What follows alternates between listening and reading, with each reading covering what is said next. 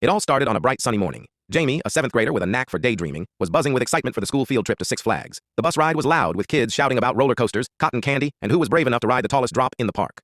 Jamie had a backpack stuffed with snacks, a water bottle, and, most importantly, his phone, fully charged because he never wanted to miss a chance to take selfies on rides. The moment the bus pulled up, chaos erupted. Students scattered like bees swarming a flower, some heading straight for the roller coasters, others for the arcade, and a few for the food stands. Jamie, overwhelmed but determined to hit every ride, made a mental list.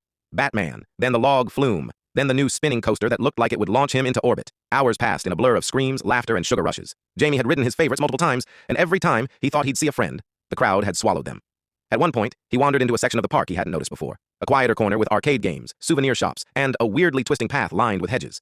Cool, Jamie thought. A hidden area. But soon, the hidden area felt less like a secret and more like a trap. The hedges were tall and dense, the arcade machines flickering with broken lights, and every turn looked the same.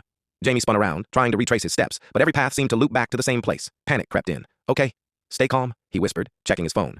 No bars. He wandered some more, hoping to bump into another student or a park employee, but the crowd noise faded, replaced by the distant rumble of rides. Time slipped by, unnoticed. When he finally found a map, his stomach sank. He was in the farthest corner of the park, almost by the maintenance area. And then came the worst part. He realized the sun was dipping behind the rides. The park was closing soon. Jamie tried to backtrack, but the paths looked different now. The lights in the shops flickered off, leaving only the glowing signs of the rides in the distance. The announcements boomed. Attention guests, Six Flags is now closing. Please make your way to the exits. Jamie's heart raced. He was trapped in what felt like a maze of empty walkways, surrounded by towering rides and silent arcades. Finally, desperation won. He dug his phone out and called his parents. His mom answered on the second ring, her voice a mix of relief and panic. Jamie, where are you? The park's closed. Jamie swallowed nervously and tried to explain. I think I got lost. I was following this path and then everything looks the same. I don't know where I am. His dad took over, calm but firm. Okay, buddy, stay where you are. Can you see the big roller coaster? Head toward it slowly and don't run. A park security guard will find you. Minutes felt like hours. Jamie tiptoed through the empty park, glancing nervously at the darkened shops and looming rides. Then, like a beacon of hope, he spotted the reflective vest of a security guard near the exit. Relief washed over him.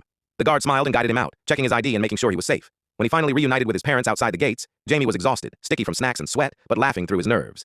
Next time, he promised, I'm sticking with the group. No exploring secret paths. I swear. His parents laughed a little nervously and promised him ice cream as a reward for being safe. Jamie didn't even care about the rides anymore. That day, he realized one important lesson. Amusement parks are amazing. But getting lost in one? Not so much.